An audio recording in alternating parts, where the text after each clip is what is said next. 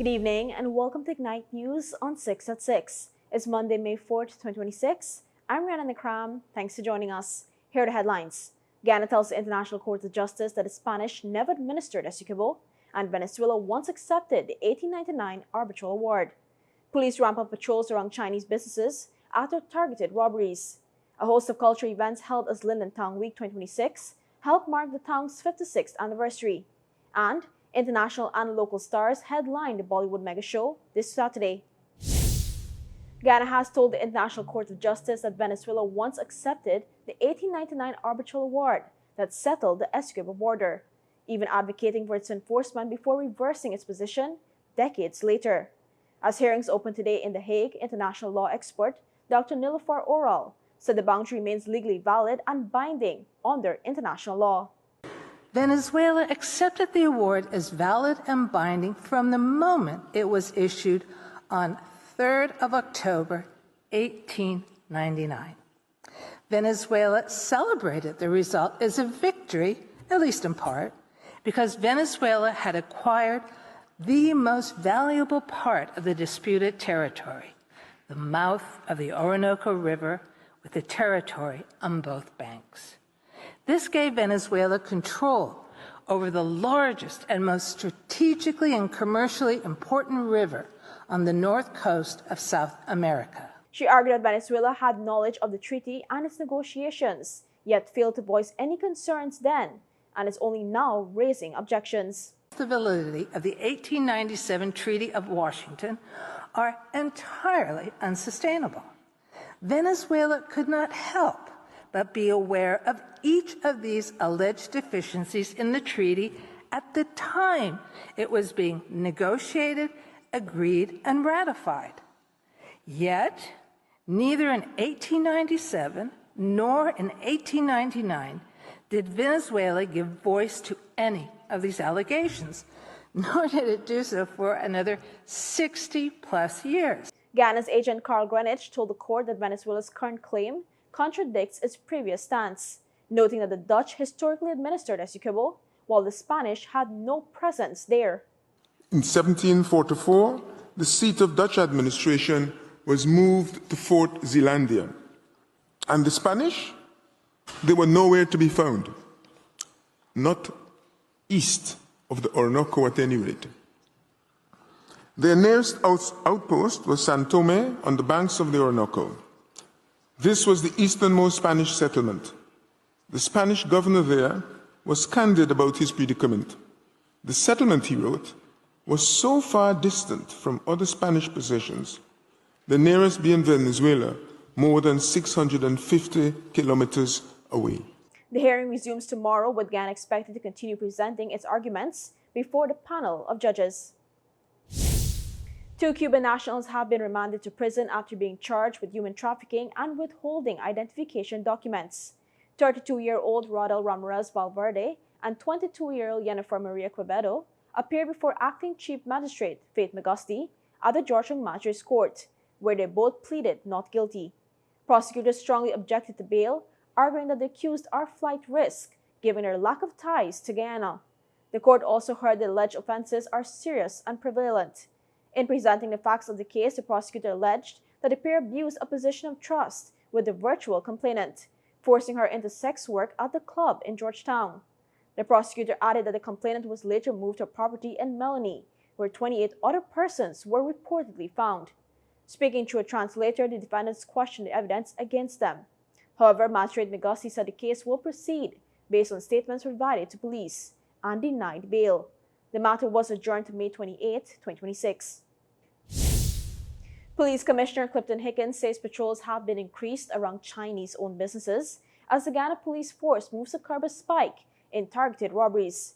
Speaking on the police roundup program, the commissioner said several recent armed robberies have occurred at Chinese-owned supermarkets and restaurants, prompting a stronger police response. We had some robberies at the Chinese restaurants and some of the establishments, but we renewed that almost immediately, and so we're going to have less robbery in terms of what's going on in the Chinese flow, because we have dissected the Chinese establishment in all the regions, and they could become part of the patrol now that we have. And so that should stem the robbery. And Haken also pointed to the growing role of CCTV surveillance in solving crimes, noting the system is already helping investigators identify suspects and prevent offenses. If we can look at that in Georgetown and all the regions can be paying attention to the command center, if something occurs, we're going to sweep down on it right away. And it's a prevention. He added that as surveillance expands nationwide, criminals will find it increasingly difficult to operate undetected. The police commissioner is urging those involved in criminal activity to desist, warning that they will not be able to hide from law enforcement. A major push to expand trade between Guyana and Brazil is set for May 11th as World Trade Center Georgetown hosts a high-level business forum. According to a statement, the event, in collaboration with the Brazilian embassy, will focus on unlocking opportunities between Guyana and Brazil, as well as the wider Mercosur bloc. Brazil is seen as a key strategic partner as Guyana looks to diversify exports and secure new supply chains. While a partial scope trade agreement has existed between the two countries for years, organizers say it remains underutilized. The forum will explore how businesses can better leverage this framework and tap into broader regional investment prospects. Senior Brazilian officials, including representatives from the Foreign Affairs Ministry, are expected to present. Organizers say shifting global trade dynamics make deeper regional integration increasingly important for Guyana's economic growth. When returned Linden Tongue Week celebrations wind down, students are urged to protect the environment at an Earth Day exhibition and major healthcare upgrades for Region 1. Fuel it up and drive, super 95, tune up. Fuel it up and drive, super 95, tune up. Protect your fuel system, boy. High mileage and performance, boy. Guy Oil's Super 95 gasoline gives you more reasons to drive and is available at 56 service stations nationwide. For affordable price, high performance, and high mileage, choose Guy Oil's Super 95 gasoline. Fuel it up and drive. Welcome back. The mining tongue of Linden is currently the spotlight for a host of cultural, sporting, and fete activities, with Linden Tongue Week 2026 underway. This year's celebration, which wraps up tomorrow, centers around the town's 56th anniversary. Under the theme, "We are one people, one nation, one destiny. Linden, the heart of Guyana." The activities, which began on April 24th, featured events such as community tours, pageants, educational competitions, arts and crafts showcases, and games. Even the little ones participated in this year's celebrations, with the hosting of the Nursery School's art competition. Representative of the Region 10 Tourism Development Association, Trudy Scott, said this was a means of having youth meaningfully involved. The reason for us doing this art competition is that those are our future leaders, because when we pass on, they have to take up the mantle. So we have them in something involved in the Linden Tongue Week, because everybody focus on the party and so on, and don't forget the younger ones. So we ensure that they are part of the process. So that is why we have this art competition. Major highlights included last evening's main line, Wismer Day, Reggae by the River, Jerk Fest, and the inaugural James Joe Lane Joseph Road Race, hosted in honor of the former national cycling and Olympic champion. The celebrations conclude tomorrow. Students are being encouraged to take a more active role in protecting Guyana's environment. The call came at an Earth Day exhibition hosted at the Guyana-China Friendship Park under the theme Bridging People with Nature. Minister of Education Sonia Parag urged young people to connect with and preserve the country's natural resources. We have lush rainforests. We have a majestic waterfalls. We have so much beauty in Guyana. But even more than that, right now the Ministry of Education is working to ensure that we place environmental clubs in schools across the country. And it is to promote, one, an awareness of your environment, also how you can play a part in connecting with nature, preserving your environment, and protecting your environment. Officials say the initiative is part of a broader effort to ensure environmental awareness becomes part of everyday life, particularly among young people. Foreign Secretary Robert Saad noted that the park was specifically designed to reconnect citizens with nature while supporting sustainable development. For me, it is good to be back in this park since we had the commissioning. It was a space created for a simple purpose, to bring people and nature together. When our president opened this park a few weeks ago, we described it as being like a bridge between people and nature, communities and green spaces, and everyday life, and what truly sustains us. Today, that bridge is not an idea. It is something that we can see and feel. This is not a place to just pass through. It is a place to learn, to reflect, and to reconnect. The exhibition forms part of ongoing national efforts to promote conservation and sustainable living, while encouraging citizens to take greater responsibility for protecting Guyana's environment. Residents in Region 1 will benefit from a major expansion in healthcare services following the commissioning of several new facilities and upgrades at the Port Kaituma Hospital. The improvements include a maternal and child health unit, a fully equipped operating theater, digital X-ray services, and enhanced telemedicine capacity, aimed at reducing the need for patients to travel long distances for care. Health authorities also report progress in workforce development, with more nurses and community health workers being trained within the region, alongside expanded ambulance services and improved access in remote communities. I can remember as I was coming in, the quarters there at the doctor's quarters, when I was here, I used to, sometime back, probably just, having nothing much to work with, just sitting there and looking at the trees and the mountain and reminiscing and all of that. So I'm happy to see all of this transition. Officials say the region is also advancing digital diagnostics, with AI-supported imaging expected to improve accuracy and speed up medical results. The initiative forms part of a broader transformation agenda launched in 2020 to strengthen infrastructure, expand human resources, and improve access to quality care across hinterland areas. Health Minister Dr. Frank Andy says investments are addressing long-standing gaps, particularly in maternal and emergency care. We wanted to ensure that that was fixed so that when we have emergency surgeries or we have elective surgeries, that there will be a place where we can do these surgeries. Everything that we are putting in place, we want to make sure that it's functioning and that people can benefit from it. Additional upgrades across Region 1 include a new health post at Eyelash and enhanced diagnosis services at Pakira District Hospital, further strengthening the region's healthcare network. A major Bollywood-style production is set to take over the National Stadium this Saturday as the Bollywood Mega Show brings together international stars and local talent for a large-scale cultural celebration.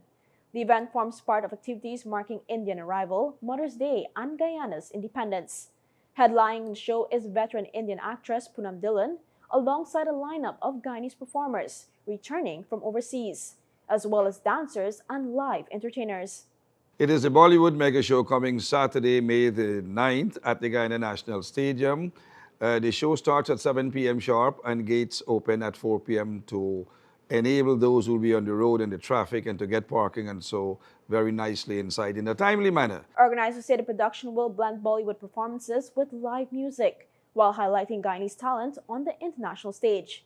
They also promise a family-friendly experience with gates opening early to accommodate patrons. Apart from that, there is also the Dollywood winner, Shahin Tanveer. We have the legendary singer originally from Guyana. Several other singers originally from Guyana that are based overseas are also coming. Devendra Puran, Terry Gadraj. We have Sheila Basdev, originally from Grove. The event is also being positioned as a major cultural celebration aligning with key national observances. Tickets are already on sale at multiple locations, with prices ranging from advanced general admission to premium VIP seating. Tickets are available in Georgetown at Matthias on Water Street, NTN TV building in Georgetown, a brick dam, and also at Igloo Ice Cream Outlet. Igloo Ice Cream Outlet at Providence, and if you buy the VIP tickets, which are $20,000. Organizers are encouraging patrons to secure tickets early and arrive ahead of showtime, as a large turnout is expected for what is being billed as one of the biggest Bollywood-style productions in Guyana this year. When we come back, Chase takes home the Massey Under-18 title. President's College defend its kayaking title, and concern after a young Chelsea player is injured on debut. Your business is built on hard work, vision, and the drive to succeed. At GBTI, we understand what it takes to grow. That's why we offer Grow, a small business service designed to help your business expand, adapt, and reach its full potential. From new opportunities to new milestones, we're here to support you every step of the way. Grow from GBTI. Progress starts here.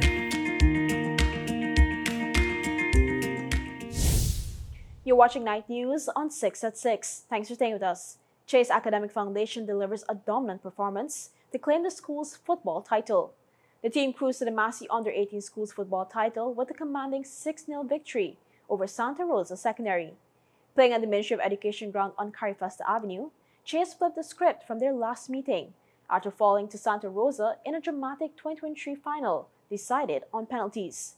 This time, there was no contest. Chase controlled the match from start to finish, showcasing clinical finishing and disciplined defense to secure one of the most emphatic wins in the tournament's history. The commanding performance drew praise from Minister within the Ministry of Culture, Youth and Sports, Stephen Jacobs. I want to every single person here to put their hands together for Chase Academy. Excellent work, consistency throughout the entire tournament. Having said that, Santa Rosa out of Region 1, put your hands together for them also too. Excellent work, excellent competitive spirit, and this is what grassroots football is about. Jacobs also underscored the government's continued investment in developing young athletes and strengthening school sports programs. This is also what the government wants to see. We want to see young people playing, executing, and we're going to provide the opportunities for you to upskill your talents. But we're going to continue to support Petra. Put your hands together for them again. Excellent tournament, great representation, continue to do great work. But the champions again, Chase Academy, well done. Continue your excellent work. Despite the heavy loss, Santa Rosa remains among the tournament's top performers, and both teams, along with the other top 8 finishers, have secured spots in the upcoming Schools League later this year. That competition will carry even higher stakes, with the top 2 teams earning the chance to represent Guyana at the International Schools Tournament in December. President's College has successfully defended its title at the ExxonMobil Regional Inter-Schools Kayaking Competition, finishing on top with 69 points. The event, hosted by Elite Kayaking and Nature Tours near the Watuka Guest House Landing in Linden, featured 11 schools. President set the pace early, winning the Under-14 mixed short distance race through Shane Johnson and Chelsea Light. The pair continued their strong showing across categories, contributing to multiple victories throughout the competition. Host school New Silver City Secondary placed second with 57 points, highlighted by wins in both male and female long-distance races, as well as open mixed short-distance event. Kokwani Secondary improved its standing significantly, moving from 5th last year to 3rd with 52 points, aided by a victory in the open female singles. Prizes included $500,000 for first place, $350,000 second place, and $250,000 for third place. Chelsea teenager Jesse Derry is recovering after suffering a head injury during his Premier League debut. The 18-year-old forward was taken to hospital as a precaution following a collision with Nottingham Forest Zaka Butt in the penalty area just before halftime. Derry received oxygen on the field and was stretched off after a lengthy delay. Chelsea later confirmed that he was conscious and talking and undergoing further medical checks. Caretaker manager Callum McFarlane said early signs were positive, but expressed disappointment for the youngster, who had impressed before the incident. Derry, the son of former midfielder Sean Derry, has scored 12 goals in 29 academy matches this season. The incident resulted in a penalty for Chelsea, but Cole Palmer's effort was saved. Derry was replaced by Liam Delap under concussion protocols. Still ahead, Eni resumes lifting Venezuelan oil. Trump's offer to provide safe passage through Hormuz sparks fresh tensions, and a deadly virus scare aboard a cruise ship.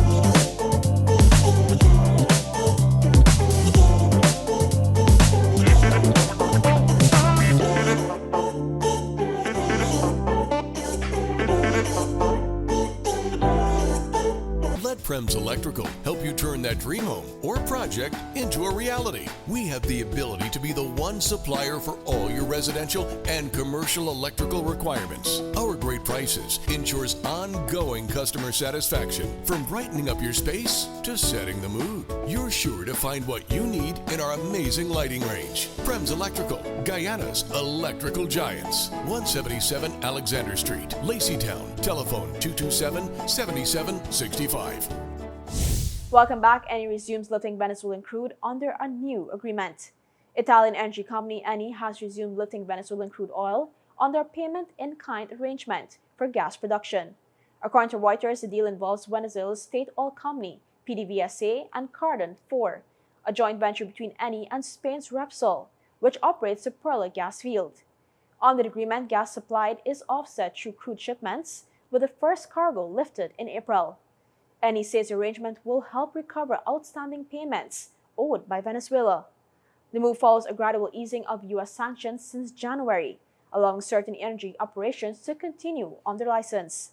The company says it may expand its activities depending on regulatory conditions and market opportunities. In international news, tensions in the Middle East have sharply escalated after Iran launched attacks on ships in the Strait of Hormuz and struck targets in the United Arab Emirates, triggering yet another spike in global oil prices. The escalation follows U.S. President Donald Trump's launch of Project Freedom, a naval mission aimed at escorting vessels through the vital shipping lane. Instead of easing the crisis, the move appears to have provoked retaliation, with multiple vessels hit and a major oil facility in Fujairah set ablaze.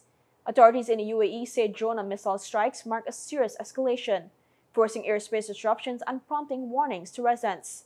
At least one South Korean-operated vessel reported an onboard explosion, while other ships were damaged near Emirati waters. Despite U.S. claims that some ships successfully transited the strait, Iran denies any crossings and has warned foreign military forces against entering the area. The Strait of Hormuz, through which about a fifth of global oil once flowed, remains effectively blocked, with major shipping companies holding back. Oil prices have jumped roughly 5% amid the uncertainty, with analysts warning the market will remain volatile as long as the route stays restricted. Efforts to revive talks between Washington and Tehran have stalled, raising concerns that the conflict could deepen further. Finally, this evening, health officials are responding to the suspected hantavirus outbreak aboard a luxury cruise ship stranded off West Africa, where 3 passengers have died and others have fallen ill. Around 150 people remain on board the Dutch-flagged vessel, the MV Hondias, after a Dutch couple and a German national died. One British passenger has been evacuated and is receiving treatment in South Africa, while 2 more people with symptoms are awaiting evacuation. Dutch health authorities have confirmed hantavirus in at least 1 case, but says it remains unclear whether other illnesses and deaths are linked. The virus can cause severe respiratory disease and is typically spread through contact with particles from rodent droppings. Human-to-human transmission is rare. Passengers have been confined to their cabins as a precaution, while ports including Cape Verde have refused the ship entry. The World Health Organization says the risk to the wider public is low, but uncertainty remains over the source of the outbreak.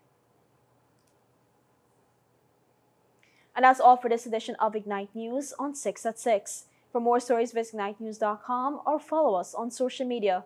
Thanks for watching. I'm Rihanna Nakram. See you tomorrow for more Ignite News.